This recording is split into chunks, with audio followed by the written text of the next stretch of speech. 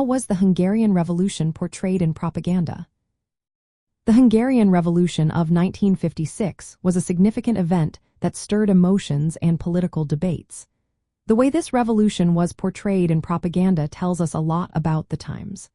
From the socialist perspective, the uprising was labeled as a counter-revolutionary act. It was depicted as a movement driven by fascist and reactionary forces aiming to dismantle socialism. The narrative suggested that these forces were backed by bourgeois and imperialist interests wanting to restore capitalism and previous regimes. Socialist propaganda painted the revolutionaries as counter-revolutionary hooligans. This term was used to suggest that they were not genuine freedom fighters but rather pawns of Western powers.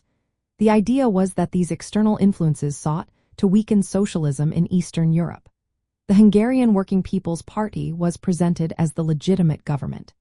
In contrast, Imre Nagy's government was portrayed as weak and infiltrated by counter-revolutionary elements. The Soviet intervention during the revolution was framed as a necessary action. It was described as a way to restore order and protect socialism from these imperialist-backed forces. The propaganda linked the events of 1956 to earlier anti-communist movements, equating the uprising with fascism. This connection was aimed at reminding people of the past regimes, such as Miklos Horthy's and the Arrow Cross fascists. After the revolution, trials and executions were used as propaganda tools. They aimed to show the ongoing fight against fascism and anti-communism. The socialist narrative rejected the notion that the revolution represented a widespread desire to abandon socialism. Instead, it argued that many Hungarians preferred the socialist system over the capitalist past associated with war and fascism. Visual propaganda also played a role in shaping perceptions. Statues and posters in Budapest celebrated Soviet influence and communist ideology.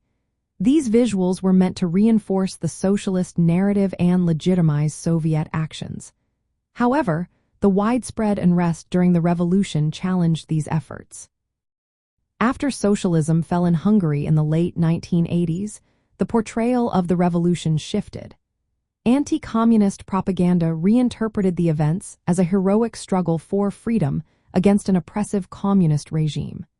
This new narrative served to undermine the achievements of socialism and justify the transition to capitalism.